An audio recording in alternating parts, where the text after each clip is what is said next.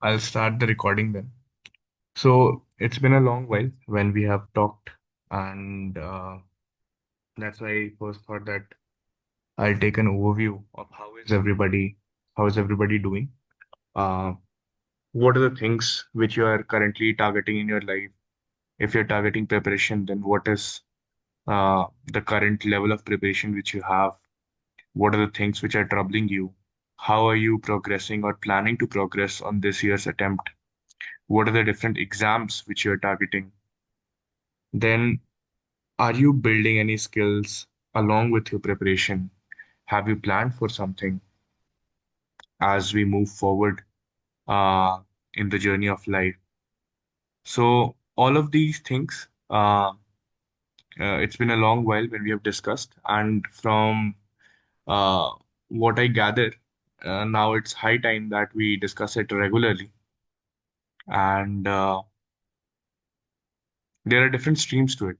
So, I thought that I'd share with all of you uh, what I was thinking is in one of the previous sessions in a private session which we had, I have not put that video in public. I discussed that we need to think about uh, skilling, improving ourselves in the world of AI, and along with preparation, make sure that we are not left out in this world which is changing very rapidly uh, beneath us.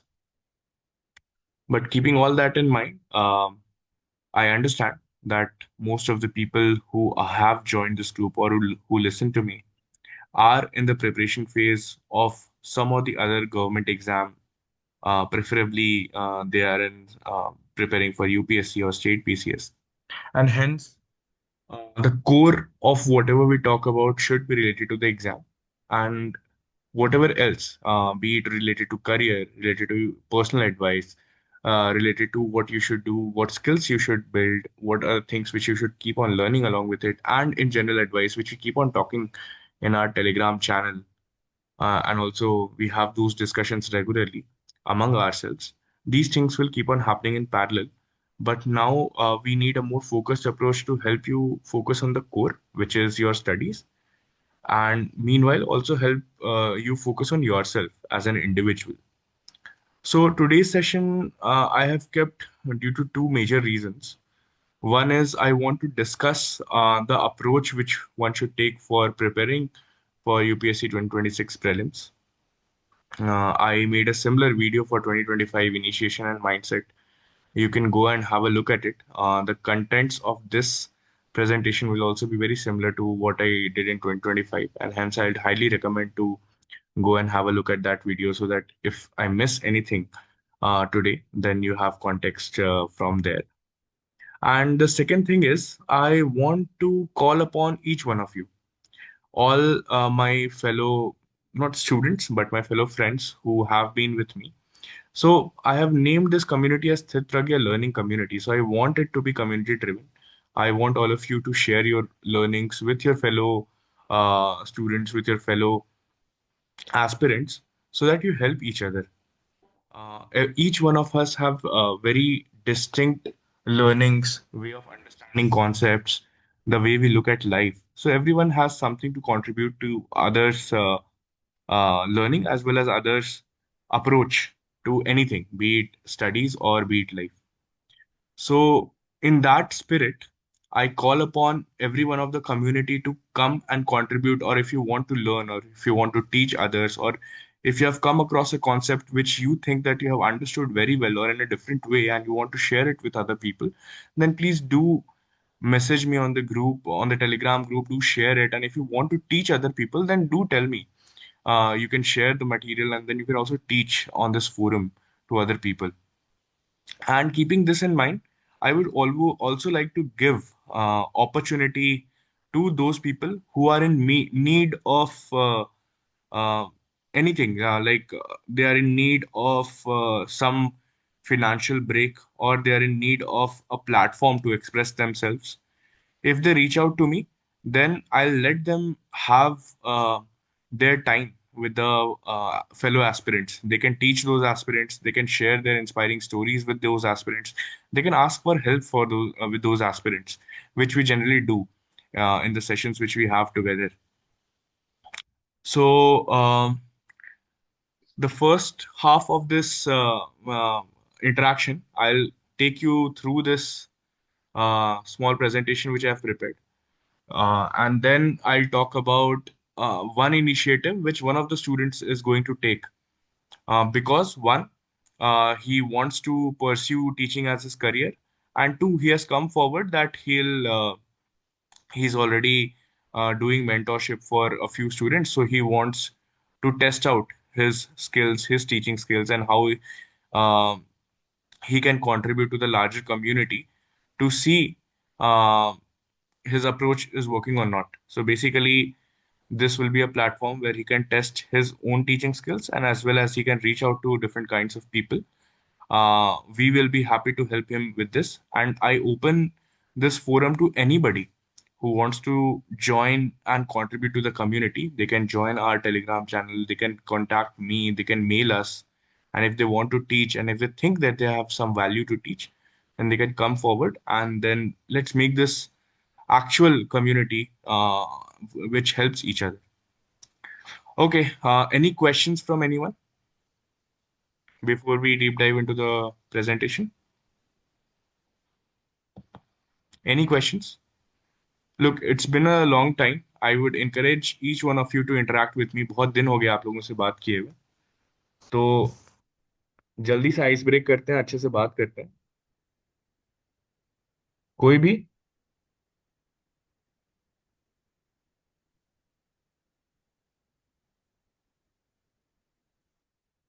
कोई नहीं?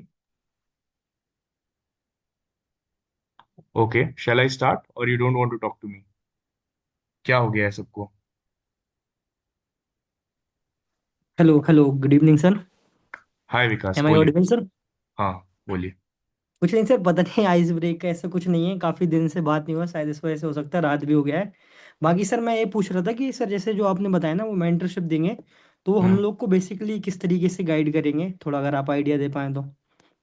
नहीं, तो मेरा काम नहीं है कि वो क्या मेंटरशिप देगा, किस तरीके से गाइड करेगा। माय पॉइंट इज दिस, कि if anyone in the community feels कि he can contribute or he can teach or he wants to teach or she wants to teach, and also they are in need of something.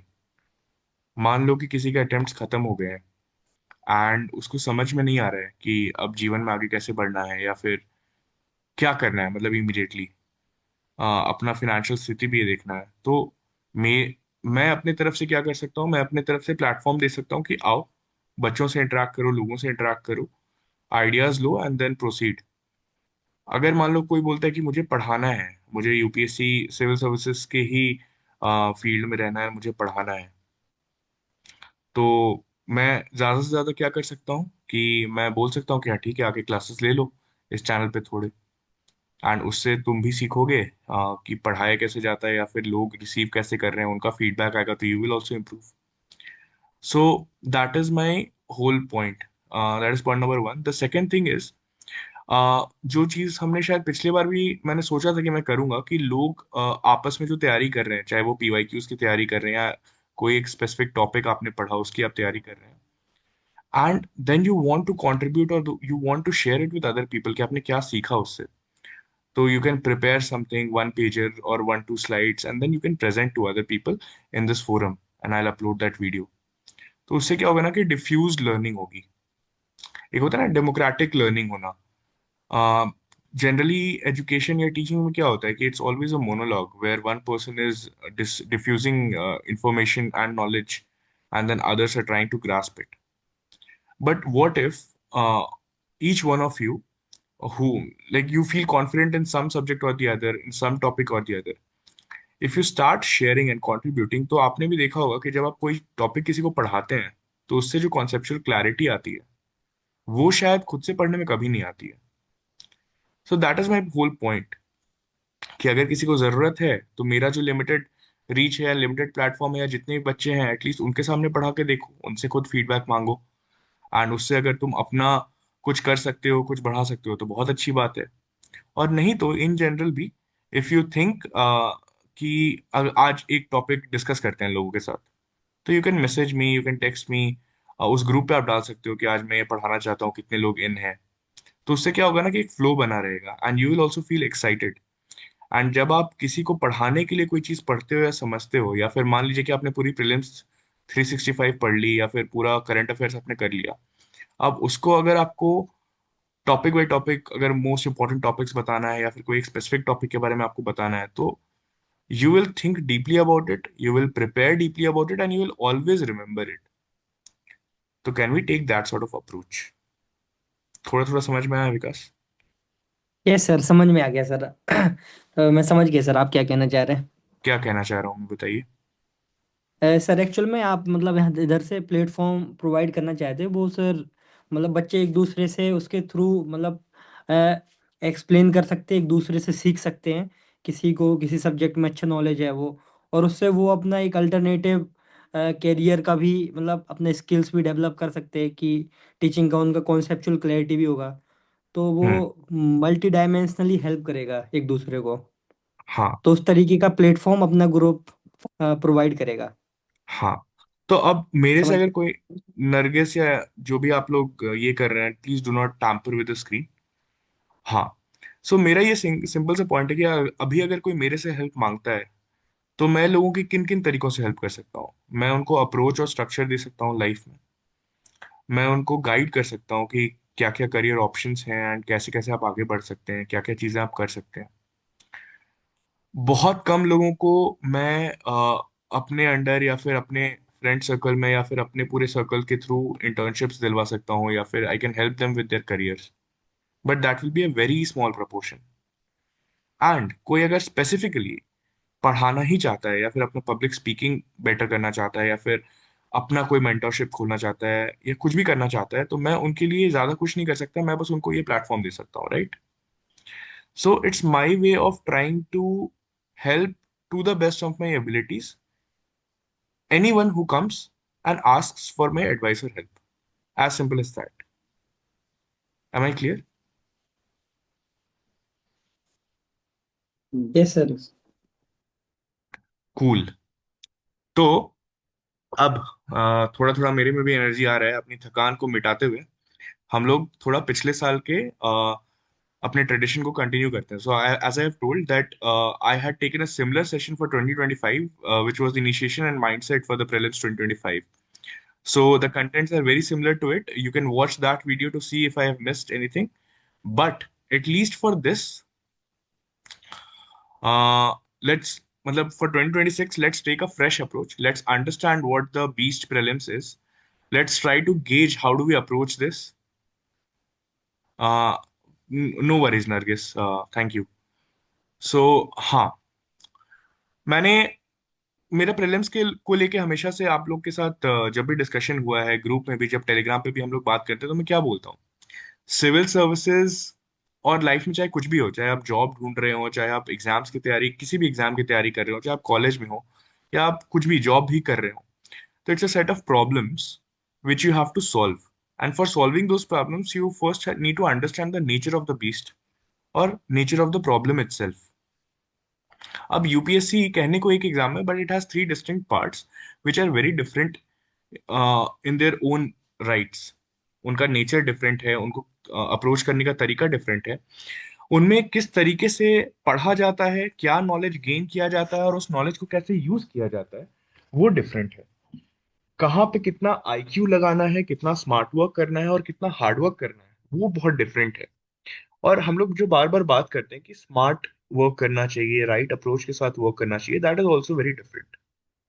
तो when it comes to prelims, I think that it is one of the most solvable parts of the entire UPSC journey. इसका क्या मतलब है, that there is a code to crack prelims, there is a code to crack mains, and there is a code to crack interview. And when I talk about one code of cracking prelims, mains, and interview, that doesn't mean that one code for all. It means that एक ideal approach होती है कि अगर आपने उतना कर लिया, तब बहुत ही रेयर चांस है कि आपका प्रीलिम्स या मेंस या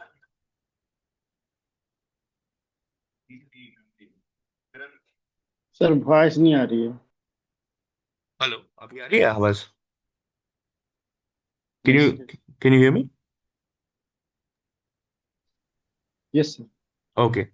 So my point is that there are different codes or ideal approaches to clear all these three stages of the examination. Similarly, prelims has an ideal approach to clear it.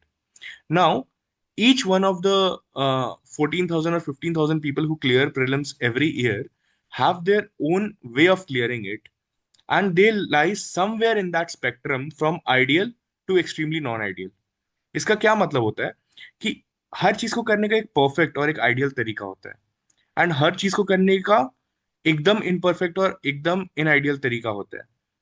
And generally जितने लोग prelims निकालते हैं वो उसे एक spectrum में लाई करते हैं। मेरा काम क्या है, आपको ये बताना कि वो एक आइडियल स्टेट क्या है जो आप रीच कर सकते हैं। अगर उतना किसी ने कर लिया पूरी ईमानदारी के साथ और पूरी मेहनत के साथ, तब बहुत ही मुश्किल है प्रीलिम्स नहीं निकालना। बेसिकली ये मैं आपको समझाना चाहता हूँ। लोगों को समझ में आया कि क्या, what are we going to talk about? Okay. Yes. तो इसीलिए मैं बोल रहा हूँ कि अगर प्रीलिम्स 2026 निकाल रहे हैं तो अनसर्टेनिटी ना रहे, एंड वो एक डन डील कैसे बने। एंड ऐसा डन डील बने कि हम लोग फॉरेस्ट सर्विस कट ऑफ को क्लियर करने की बात करें, ना कि प्रीलिम्स की कट ऑफ को बात करने की क्लियर करने की बात करें। Is there a way, is there an ideal way through which it can be done? That's what I want to communicate with you. समझ में आया? आगे बढ़े। एंड अब इस चैनल में आई एम होपिंग कि और लोग आएंगे एंड कंट्रीब्यूट करेंगे, एंड इस चैनल में कंटिन्यूअस लर्निंग चलते रहेगी। तो स्थित प्रज्ञा लर्निंग कम्युनिटी जो हमारा चैनल है, एंड देन टेलीग्राम पे यूपीएससी विद प्रोफेसर एक्स वाला जो चैनल है, will change it. But the point is, आपको कभी किसी पे डिपेंडेंट नहीं रहना है। You have to depend on your yourself for your hard, फॉर gathering the content, and for doing the right amount of smart work which balances your IQ and your hard work to reach the goal. सो जो मैं ideal तरीका आपसे discuss करूं, आप उसके कितना close पहुंच पाए। क्या मेथड है इस मैडनेस के लिए ऑफ क्लियरिंग प्रीलिम्स? प्रॉब्लम क्या है? Many aspirants are stuck in the silence.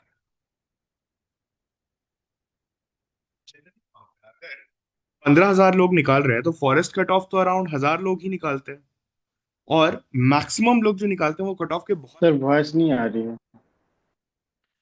I don't know what the problem is.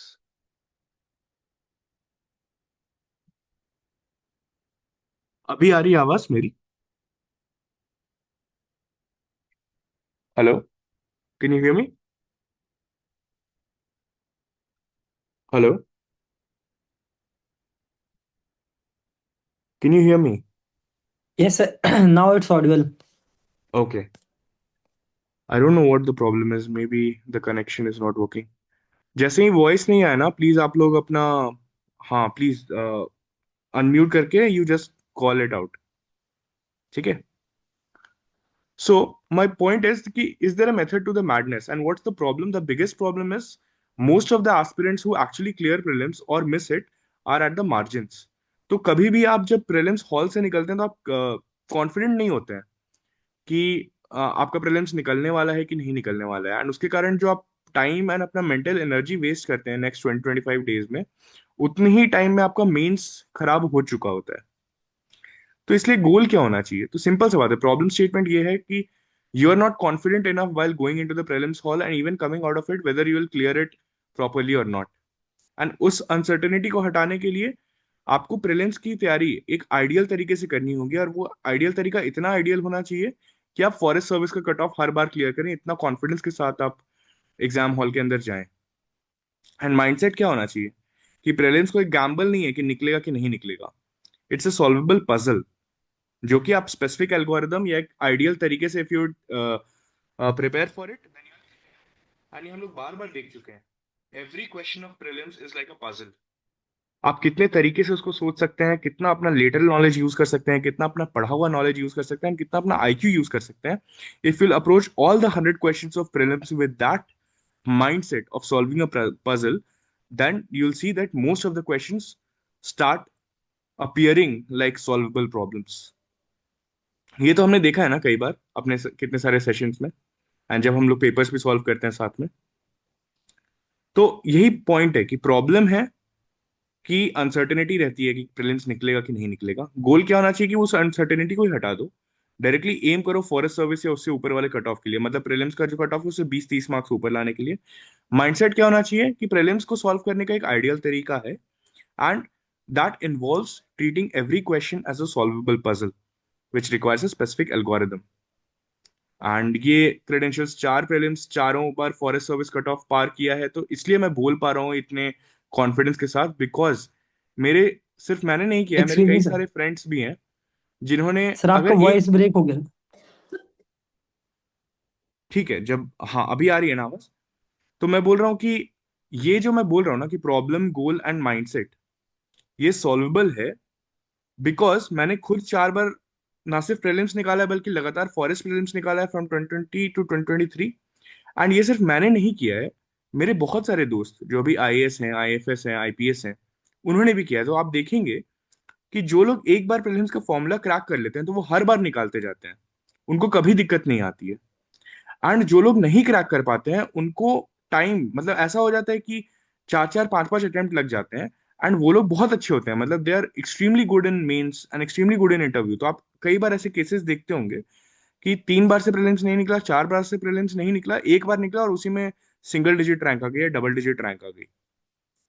तो प्रीलिम्स में इतनी ताकत होती है कि अगर कोई इसको आइडियली प्रिपेयर नहीं करे या फिर इसका कोड को क्रैक नहीं करे, तो ये बहुत अच्छे अच्छे कैंडिडेट्स को भी रोक के रखने की क्षमता रखता है।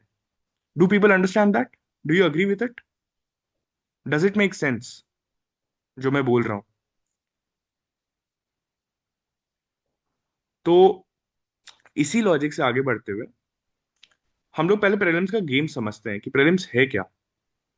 प्रीलिम्स बेसिकली आप सुनते होंगे कि स्टैटिक पे ध्यान दो, स्टैटिक पे ध्यान दो। इसका मतलब क्या होता है? तो मैं हमेशा बोलता हूँ प्रीलिम्स के 5 पिलर्स हैं जो हमारे स्टैटिक से आते हैं। स्टैटिक का क्या मतलब होता है कि यूपीएससी ने बहुत ही अच्छे तरीके से सिलेबस डिफाइन किया है जो कि जेनरिक है, लेकिन अगर आप मेंस और प्रीलिम्स को साथ में मिला देंगे तो आपको एक थोड़ा स्पेसिफिक सिलेबस मिलेगा। एंड अगर आप इसके साथ जो प्रीवियस ईयर क्वेश्चंस आए हैं सिविल सर्विसेज के, एंड जो बेसिक गवर्नमेंट के सोर्सेज होते हैं, NCERT, reports, policies of governments जो बिल्स निकाल रही है, अगर आप इन सब सबको मिला दें तो आपको समझ में आएगा कि सिविल सर्विसेज 5 मेजर पिलर्स पे चलता है, और ये पांचों पिलर्स में कुछ कॉन्सेप्ट्स होते हैं जो यूपीएससी चाहती है कि आपको पता रहे। एंड इसीलिए इतना फोकस किया जाता है कि पहले इन 5 पिलर्स को अपने हाथ में करो। एंड उसको करने का क्या मतलब होता है? You need to understand all these 5 pillars conceptually, and you need to practice a lot of concepts, both in terms of questions as well as understanding those concepts to their core, to actually have full confidence and have these 5 pillars in your hands. And which are those 5 pillars? Polity, economy, geography, environment and agriculture, science and technology. These are the 5 pillars. And in general, if you would see the average of the questions asked around the years, then you would see generally 15 to 20% questions are asked from each of these subjects. And these 5 pillars constitute about 70 to 80% of the total questions which come into UPSC. मतलब अगर आपने ये 5 pillars अच्छे से पढ़ाई कर ली तो किसी भी साल सिविल सर्विसेज के 70 to 80% क्वेश्चंस आप सॉल्व करने के लिए आगे बढ़ सकते हैं। मैं ये नहीं बोल रहा हूं कि आपको 70 से 80 क्वेश्चन का आंसर्स पता होगा या फिर आप देखते के साथ सॉल्व कर लेंगे, लेकिन उन 70-80 क्वेश्चंस को आप सॉल्व करने के लिए दिमाग लगा सकते हैं, अपने लेटर नॉलेज को यूज कर सकते हैं, रैंडम क्वेश्चंस नहीं होंगे। That's why it is very important to have polity, economy, geography, environment and agri, and science and technology, the concept, the base ready for yourself. इन 5 कोर पिलर्स को हाथ में रखना बहुत जरूरी है। This is the first step towards the ideal preparation of prelims. ये समझ में आई चीजें?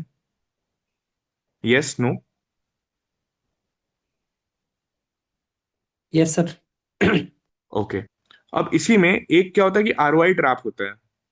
लोग जनरली हिस्ट्री, फिर करंट अफेयर्स, रैंडम क्वेश्चंस, कभी स्पोर्ट्स आ गया, कभी आर्मी या डिफेंस फोर्सेस से रिलेटेड क्वेश्चंस आ गए, तो लोग फिर पूरा वो सब पढ़ने लग जाते हैं। तो मैंने 2025 में भी इस बारे में बात की थी, और इन जनरल हम लोग इस बारे में अपने टेलीग्राम ग्रुप एंड जब हम लोग मिलते हैं वीडियोस में, तो इस बारे में बहुत बात करते हैं ह्यूमन साइकोलॉजी के बारे में। क्या होता है कि आप कोई चीज को अगर नहीं पढ़े होते हैं या फिर हम किसी चीज के बारे में नहीं जानते हैं, तो हमारा ब्रेन ना उसी को ज्यादा याद रखता है। तो आप देखेंगे कि जब भी आप एग्जाम हॉल से बाहर निकलते हैं प्रीलिम्स के, तो एक दो क्वेश्चन या तीन चार क्वेश्चन फेमस हो जाते हैं हर प्रीलिम्स में। जैसे कभी किसी प्रीलिम्स में आपका इंडस वैली सिविलाइजेशन में घोड़ा होता है कि नहीं, वो फेमस हो गया था। कभी कहीं पे चेस से पूछ लिया था, या फिर वर्ल्ड कप के बारे में आ गया था। कहीं पे डिफेंस के बारे में पूछ लिया था, अलग अलग रैंक्स का मिला के, एंड वो सारे क्वेश्चंस फेमस हो गए थे। माय पॉइंट इज, क्या मतलब है वो सबका? क्या वो रिपीट होने वाले हैं? क्या आपको एग्जैक्टली पता है कि अगले साल भी ऐसे ही पैटर्न कुछ रिपीट होने वाला है? You don't know about it. But हाँ, आपको पता है कि 70 से 80% क्वेश्चन तो इन 5 सब्जेक्ट से आने ही वाले हैं। एंड जो कॉन्सेप्ट इसमें पढ़ाया जाता है या फिर आपको आपको पढ़ना है, वो तो पढ़ना ही पढ़ना है and उसी से बनेगा। उसी तरह हिस्ट्री एक ऐसा सब्जेक्ट है जिसमें 3 पार्ट्स होते हैं, एंशियंट, मेडिवल एंड मॉडर्न। अब टोटल मिला के, इन तीनों को मिला के, हिस्ट्री में anywhere ranging from 8 to 12 questions पूछे जाते हैं। अब उसमें से मान लीजिए एंशियंट से 3 to 5 क्वेश्चंस पूछे गए, आपके मेडिवल से 2-3 क्वेश्चंस पूछे गए, एंड मॉडर्न से आपके 5-6 क्वेश्चंस अगर पूछे गए। तो मॉडर्न का तो फिर भी आप तैयारी कर सकते हैं, and एक अच्छा सोर्स है। स्पेक्ट्रम एक अच्छा सोर्स है और बिपिन चंद्रा भी लोग पढ़ते हैं। बट एंशियंट एंड मेडिवल आप एक हद तक तैयारी कर सकते हैं, एंड उसके बाद भी आप श्योर नहीं हो सकते कि एग्जाम में जो 3-4 क्वेश्चन आएंगे वो बनेंगे कि नहीं बनेंगे। एंड वो जनरली फैक्चुअल क्वेश्चन होंगे जिसमें आप दिमाग भी उतना नहीं लगा सकते हैं। एंड अगर आप तुक्का लगा के आएंगे तो बहुत हाई प्रोबेबिलिटी है कि वो गलत होगी। Hence, it is very important that you keep these 5 conceptual subjects in your focus, which are called the static. You understand the concepts of each of these 5 subjects, practice their PYQs, understand the major concepts very clearly, and then you focus upon the other pillars, which are history, current affairs, etc., and not make them the base of your preparation, because that is only 20% of the entire prep. The rest 70 to 80% are these 5 subjects. Moving forward, ideally 4 components क्या लगते हैं एक एक extremely successful prelims candidate बनाने के लिए? सबसे पहला, हमेशा जो मैं बोलता हूँ, एक्सट्रीम हार्डवर्क लगता है। जिसने भी 25 साल के पीवाईक्यूज बना लिए, 70-80 टेस्ट पेपर्स लगा लिए, सेक्शनल फुल टेस्ट लगा के, हर सब्जेक्ट से 2000 से 3000 क्वेश्चंस लगा लिए, उसके साथ साथ जो किताबें रिकमेंडेड है वो पढ़ लिया, एंड अपनी प्रीलिम्स की कॉपी बना ली, ये सारा अगर किसी ने एक्सट्रीम हार्डवर्क कर लिया है, तो बहुत मुश्किल है कि उसका प्रीलिम्स नहीं निकलेगा, एंड बहुत मुश्किल है कि उसका फॉरेस्ट कट ऑफ नहीं निकलेगा। लेकिन ये सब सब करने के लिए it is required to break the initial inertia. क्या होता है कि हम लोग बहुत आलसी होते हैं, inherently humans are lazy by nature, and कोई भी extreme hard work consistently over a long period of time करना बहुत मुश्किल होता है। एंड यूपीएससी की ब्यूटी ये है, या फिर स्टेट सिविल सर्विसेज की ब्यूटी ये है, या फिर किसी भी गवर्नमेंट एग्जाम इन इंडिया की ब्यूटी ये है, कि अगर आप लंबे टाइम तक मोमेंटम के साथ अपना कंसिस्टेंट एफर्ट, एक्सट्रीम हार्डवर्क सही डायरेक्शन में करते रहे, तो जनरली एग्जाम निकल जाता है। ये सारे एग्जाम्स निकल जाएंगे। मतलब here the rewards can be proportional to the hard work. Of course, there are 1%, 2% or some cases of luck not favoring, but वो मतलब फिर वो आपके हाथ में नहीं है।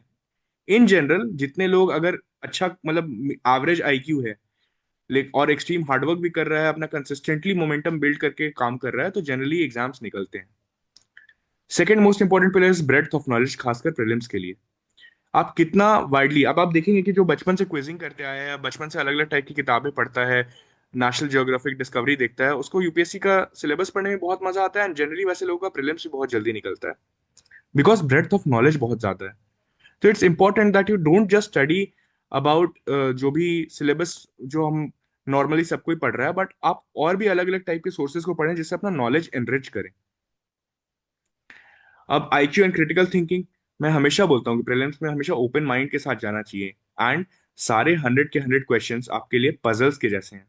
तो हर क्वेश्चन को अगर आप पजल के जैसा करेंगे, रिकॉल करेंगे फैक्ट्स को, उसको कनेक्ट करेंगे अपने लेटरल नॉलेज के साथ, अपने एकेडमिक रिसर्च के साथ, तो आप देखेंगे कि हर क्वेश्चन अपने आप में एक पैक ऑफ कार्ड्स की तरह होता है, जो एक कार्ड को हटाने पे वो पूरा गिर जाता है. So this is where you have to fight with each question, apply your entire mind to it along with whatever you have studied. And सबसे बड़ा जो रामबाण होता है प्रीलिम्स निकालने के लिए, वो होता है वन कंसोलिडेटेड नोट्स कॉपी, जिसमें आपने जो पीवाईक्यू सॉल्व किए उसमें जो भी आपने सीखा, उसमें जो गलतियां की वो आपने नोट डाउन किया, जो आपने अच्छे अच्छे कॉन्सेप्ट पढ़े, चाहे वो लक्ष्मीकांत से, स्पेक्ट्रम से, एनसीईआरटी से, या किसी और गवर्नमेंट सोर्स से, उसको आपने नोट डाउन किया, जो आपको याद रखना है और आपको याद नहीं हो रहा है. फिर जो आपने 70 80 100 टेस्ट सीरीज लगाए अलग अलग कोचिंग इंस्टीट्यूट्स के, जो फ्री में भी मिल जाते हैं, तो उनपे आपने जितनी गलतियां की, शुरू में हो सकता है 100 में से आप 90 गलतियां करें, 80 गलतियां करें, उन सबको आपने नोट डाउन किया. तो मेरी प्रीलिम्स कॉपी में तो 12 13 हजार पॉइंट्स बन गए थे. वैसे ही आप अपनी एक ऐसी प्रीलिम्स कॉपी बनाएंगे जो ईयर ऑन ईयर कंसोलिडेट हो गया, अगर किसी का एक बार नहीं निकला तो दूसरी ईयर का भी, एंड आप देखेंगे कि अचानक से आपका नॉलेज बेस बहुत ज्यादा बढ़ गया है, एंड आपका क्वेश्चन ज्यादा सही होने लग गया है. And this directly relates to the extreme hard work and consistent momentum, increasing your breadth of knowledge and also applying your IQ and critical thinking. ये सब का निचोड़ होगा आपका one consolidated notes copy. And end में इसका beauty ये होता है कि आप जब प्रीलिम्स के लिए रेडी हो रहे होंगे तो एक दिन पहले आप अपना पूरा सिलेबस रिवाइज कर सकते हैं, एंड प्रीलिम्स हॉल में जाने के पहले आप 2 3 घंटे में पूरा सिलेबस रिवाइज कर लेंगे. This becomes a single source of truth for your preparation. समझ में आई चीज है? आगे बढ़ते हैं. मैं हमेशा आउटसाइड इन अप्रोच की बात करता हूँ, वो प्रीलिम्स में भी बात करता हूँ एंड मेंस में भी बात करता हूँ. इसका मतलब क्या होता है कि पहले हमेशा जब भी आप शुरू कर रहे हैं अपना प्रिपरेशन, तो क्वेश्चंस के थ्रू शुरू कीजिए. And what better questions than the previous year questions. वो बाइबल होता है प्रीलिम्स की प्रेप के लिए. बुक्स आप उठाएंगे, इतना वॉल्यूम रहता है, क्या याद करना है क्या पढ़ना है वो समझ ही नहीं आएगा. But if you actually solve the previous year questions and make notes out of them, and then you pick up any book, then you remember, okay, this has been asked by UPSC, so I'd have to focus on these topics, or I have to remember this specific point. This also helps you to understand the psychology of the examiner. आप UPSC as an exam, prelims as an exam उसको समझने लग जाते हैं. And then you start analysing options and not just the correct answer. आप देखने लगते हैं कि यही ऑप्शन क्यों सही कराया यूपीएससी, या फिर इस ऑप्शन को यूपीएससी ने क्यों गलत कराया, यूपीएससी क्या जानना चाहता था इस क्वेश्चन में. मैं हमेशा बोलता हूं ना, you need to understand the intent of the question. And these solving these PYQs, which is the Bible for your preparation of prelims for the outside in approach, these help you understand the psychology of UPSC and help you with a targeted approach and targeted preparation. It reduces the time of your preparation, helps you remember the right things in whatever you are studying. And then जब आप ये 25 years of PYQ कर लेते हैं, तब आप targeted static reading करते हैं, स्टैंडर्ड बुक्स की, लक्ष्मीकांत, स्पेक्ट्रम, एनसीईआरटीज. देन आप एक्टिव लर्निंग करते हैं कि यूपीएससी में क्या पूछा है वही मैं सीखूंगा, या फिर उसके अराउंड की मैं चीजों को याद रखूंगा, या फिर उस टाइप के, उस इंटेंट के फैक्ट्स को मैं याद रखूंगा एंड पढ़ूंगा एंड कॉन्सेप्ट को सीखूंगा. And then you start focusing on high yield topics which you have identified through the PYQ analysis. समझ में आई लोगों को चीजें? कुछ पूछना है इसमें से? एनीबडी? चलो आगे बढ़ते हैं. या तो अब टेस्टिंग एंड फीडबैक लूप भी बहुत जरूरी होता है, कि अपने आप के साथ बहुत रूथलेस रहना है. You have to execute whatever have been taught to you, and you have to be very ruthless with yourself, brutal with yourself, कि जो टारगेट्स है उसको तो पूरा करना ही है. Volume matters. 70 to 100 अगर कोई टेस्ट पेपर्स बिफोर प्रीलिम्स लगा लिया एंड उसके सारी गलतियों को अपने टेस्ट कॉपी में नोट करके बार बार रिवाइज कर लिया, तो आप मुझे दिखा दो कि इसका नहीं निकल रहा है prelims. The purpose of test जो होता है वो नॉलेज एनहांसमेंट के लिए होता है, वो स्कोर मार्क्स करने के लिए नहीं होता है. तो अगर 80 गलत हो रहा है तो खुश हो जाओ कि मैं 80 क्वेश्चन 80 into 4 320 ऑप्शंस के मैं नोट्स बनाऊंगा, उससे मेरा नॉलेज एनहांस हो गया 320 का. देन 360 डिग्री एनालिसिस भी बहुत जरूरी है, कि अगर मैं क्वेश्चन जो कोर कॉन्सेप्ट है जैसे इन्फ्लेशन हो गया एटसेट्रा, उस पर मैं मिस कर रहा हूँ तो क्यों मिस किया मैंने, उससे रिलेटेड करंट ट्रेंड्स पढ़ूंगा, कॉन्सेप्ट पढ़ूंगा एंड ऑप्शंस पढ़ूंगा. एंड देन आउटकम क्या होगा, एग्जाम डे के पहले आपको कम से कम 10,000 एमसीक्यू आपको फेस कर लेना है. This is apart from the PYQs. And उससे फिर क्या होगा कि आपको जो पेपर, एक्चुअल पेपर आएगा सिविल सर्विसेज का, वो आपको जस्ट अनदर मॉक लगेगा. एंड ये साइकिल क्या है, टेस्ट दो, एनालाइज करो, उसको नोट करो, रिवाइज करो, test, analyse, note, revise. This is the simple cycle which you have to follow, and यही आपका कंटिन्यूअस इंप्रूवमेंट साइकिल रहेगा प्रीलिम्स के लिए. समझ में आई testing and the feedback loop? Okay, let's move forward. Yes. And then अब ये सारी चीजों के साथ you start your journey for 2026। Goal should be done deal कि भाई मेरा तो प्रीलिम्स निकल ही रहा है, लेकिन वो कैसे निकलेगा? कंसिस्टेंट हार्डवर्क, जो भी चीजें हमने डिस्कस की, अपने आप को टेस्ट एंड फीडबैक लूप के अंदर रखने से, उस आइडियल प्रिपरेशन तरीके से प्रिपेयर करने से ही होगा। एंड इमीडिएट टास्क क्या होगा कि भाई 25 साल का पीवाईक्यू कहीं से भी निकालो एंड बनाना शुरू करो। एंड जो भी तुम पढ़ाई कर रहे हो उसको रिलेट करो कि यूपीएससी क्या पूछता है। तो प्रीलिम्स के लिए ये लक के है ही नहीं। Prelims is not about luck, it is about reducing the variables until the result is inevitable and you know what the variables are and you also know how to solve them. समझ में आई चीजें? Any questions? Yes. चलो session में end कर रहा हूँ, एक और सेशन करेंगे, उसमें हम लोग डिस्कस करेंगे और